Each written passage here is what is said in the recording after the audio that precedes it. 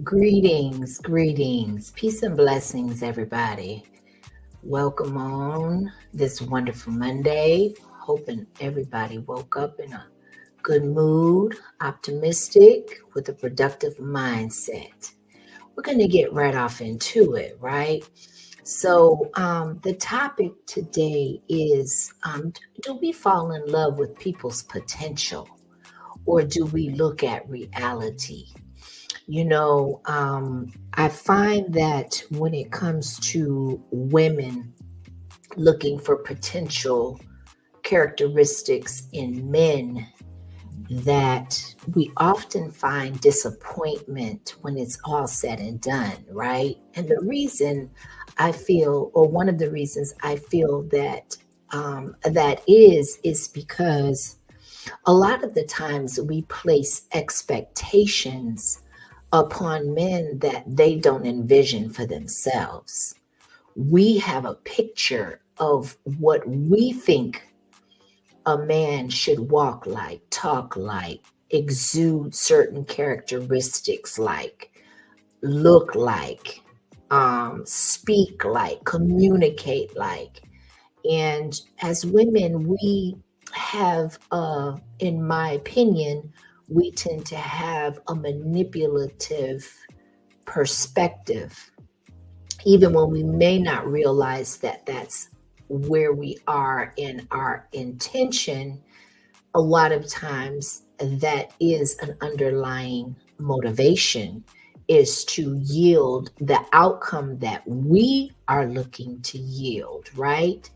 And therefore, we feel like we can mold a man, we can change a man, we can alter a man's essence just by being the woman and the influence that we are in our thinking, which is, I think morphed a lot of times again to yield a certain outcome in the relationship that we are seeking. And I think a lot of that comes from the fact that, okay, so when I envision a child, like when I was a little girl, one of the first toys I got was a doll, and I got options. So I bought different sets of clothes. I was able to style the doll's hair. Even back then, you could do a little bit with it with the pigtails. You can put bows in it. There were some things you can definitely do. Even though I think the selection is a lot more diverse now, back then we still had options, and it still goes to the fact that we were able to mold that baby doll or to um, dress up that baby doll the way that we wanted to, right? And that to me, that mindset was instilled extremely early on to the point where with the nurturing effect, and the fact that we are nurturers by nature, being female, being um, mothers, life bearers, and givers, that we feel like, okay, we can fix, we can maneuver, and we can get people to look, sound, and um, basically behave the way that we influence them to, without looking or considering that that person's mindset comes from their own individualistic thinking. They have their own journey. Each and every individual, male or female, has their own journey. They're their own person. And so, a lot of times when women get with men, we see certain characteristics that we're attracted to. Maybe their walk, their swag, the way that they dress. It could be, superficial to the point where what they drive, what kind of job they have. Personally, for me, I used to ask the questions about their upbringing, their foundation, their parental influence, what their visions are, their characteristics, their goals, right? what they like. How many times do you just ask a man the broad question, what do you like? What are you attracted to? What motivates you to get up and move every day outside of a woman, outside of a female's company or influence? And these things really kind of, for me to tend to put you in a situation where you can look at that person as an individual instead of looking at them as a conquest or as a goal for you, or that baby doll that you want to dress up, that you want to mold, that you want to manipulate in order to get your desired outcome out of that relationship. And that does such a disservice to the relationship in itself. Just basic, right? Just the relationship, much less. You have no idea what that could be doing to that man's self-esteem, to how he looks at himself, how he envisions himself, how it may deter him from being goal-oriented, or for him to doubt himself, because now you are giving off the impression, or can give off the impression, that what he's doing is not enough. And if it's not enough for you, it may not become enough for anyone else outside of you. And that's dangerous territory. So one avenue I like to do is to give a man's perspective on a man's issue, when it comes to a man's perspective on how he views himself and the relationship with a woman, and how it can affect, and maybe how he has seen it affect maybe not just his life, but mentors, fathers, uncles, anyone that is close to them that they may respect. It can definitely be a trickle down effect. And you can't, to me, that questions the order of creation. First there was man, and then there was woman, right? So I would like to go ahead and share this video and just get a man's perspective, as I was stating.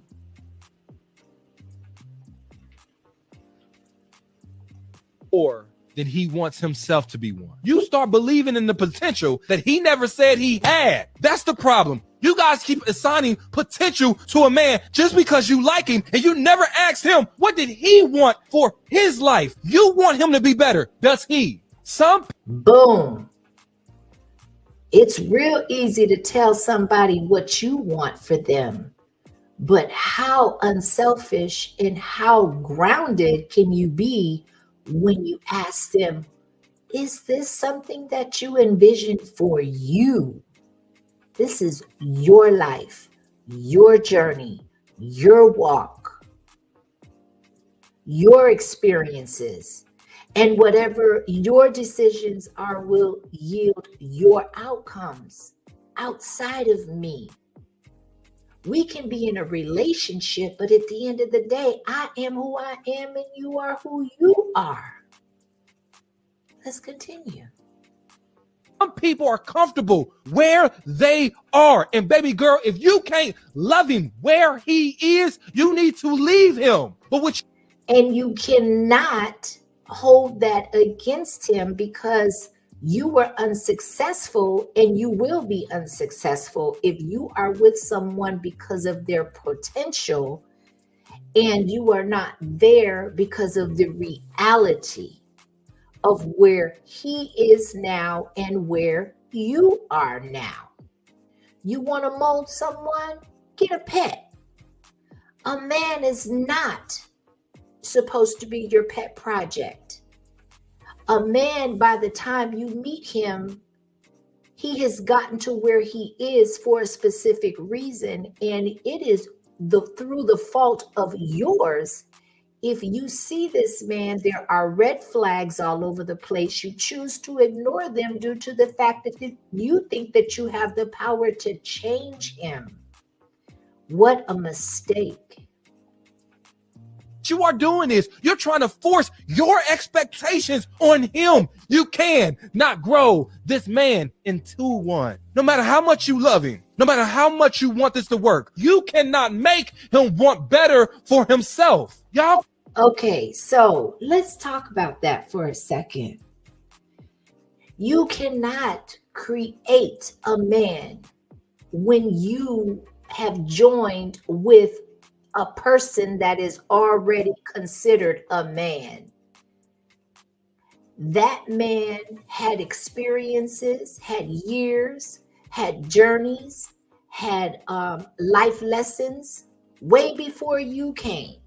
What makes you so significant to think and to really just envision that you have the power to change a grown man when you know not of how he got to be where he is in its totality? That's not your business. What your business is and should be, in my opinion, is dealing with the real, courting, getting to know someone, their likes, their dislikes of you, your likes and dislikes of them, asking the right questions when it pertains to a relationship, and making the decision on those factors outside of wanting to change and mold a man into what you think he should look like for you. Let's continue. Keep thinking the potential you see in this nigga is the potential he wants for himself. You can't take his pen and write his story for him. But y'all keep hitting y'all heads up against that wall of potential because you want more for him than he wants for himself. Whoa. And that's where a lot of the issues and the problems come in, is because we can't get outside of our minds enough to even consider, care, or embrace what that man's picture of the way his life looks is for himself. That's not our decisions to make, women. So, with that being said, we are doing ourselves a disservice. We are doing our potential mates a disservice, and everybody connected to us, because relationships just don't involve men and women. There are other people that are connected to that relationship, or that become connected to that relationship in some way, shape, or form. But we're doing all of us a disservice by trying to change or see the potential in a man, and therefore you think it's wiggle room for you to mold him to be the way that you choose for him to be. First of all, you're not God. You're not his creator. You are his helpmate. That is the original purpose, is to be a helpmate, not to mother him, not to raise him. It is to assist him. Therefore, if you are choosing men based off of potential, then it seems as if you have more work to do on yourself. As women, if you turn in more to self, then you have less energy, time, or the desire to want to mold a grown ass man into something that you envision him to be for you, when he's had a whole life prior to ever meeting you. Even if you're in high school and that's your high school first love, he still has 16, 17 years of rearing, of outside influence with his family, his mom, his dad, who, whatever the situation looks like, prior to you ever coming onto the scene. Does it matter if he's 30, 50, 20? in the eyes of the law and the Bible, the word, that man is considered a man at a certain point, and he is to choose his helpmate. He is to select his wife. That doesn't give us permission to change them or to attempt to change them. It is going to lead to separation, and it's going to lead to disappointment. Women, that is not our role. Our role is not to fall in love with a man's potential, because first of all, men and women think differently. And if a woman is thinking one way and she's envisioning that man on being a certain way, 100% of the time, his vision is going to be different for himself, right? So there is another video, another little clip that I definitely want to add some context to. I think definitely this was good. This was relative to where we are. Hold on just a minute, y'all.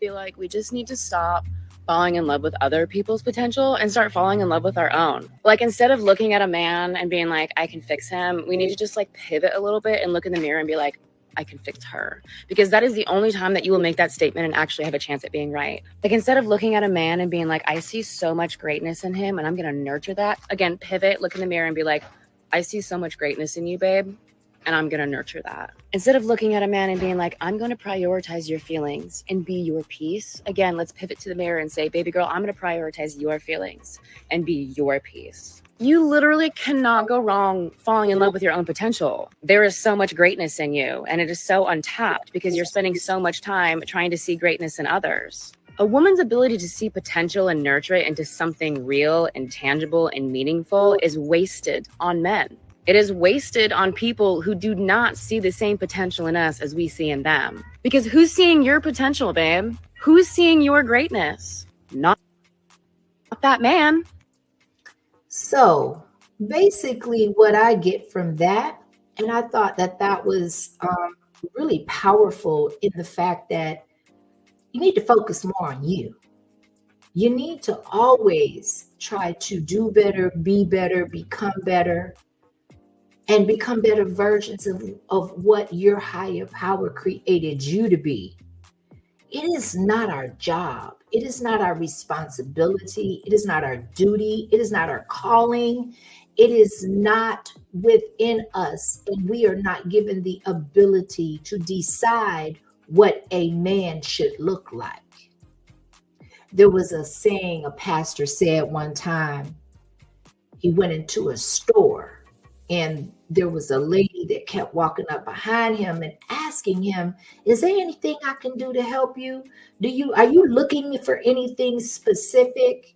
And after like the second or third time she asked him that, he turned around and he said, ma'am, he said, I will know it when I see it. If we are busy as women taking care of ourselves, bettering ourselves, staying goal-oriented, staying productive, staying busy, staying in the word, staying with making sure that our heart posture is right. That's a full-time job. We shouldn't have any more energy or time trying to mold and fix a man to look like what we want him to look like. Half the time, women aren't sure what we want to look like. So what qualifies us to be in a position to know or to think that we should know what our men and our man should look like, carry themselves like? We are not men. We are women. It is okay to be in your essence. It is okay to sit in your femininity. It is okay to learn thyself so we can know thyself. And then the right man will choose us. Until the next video, peace and blessings. Much love.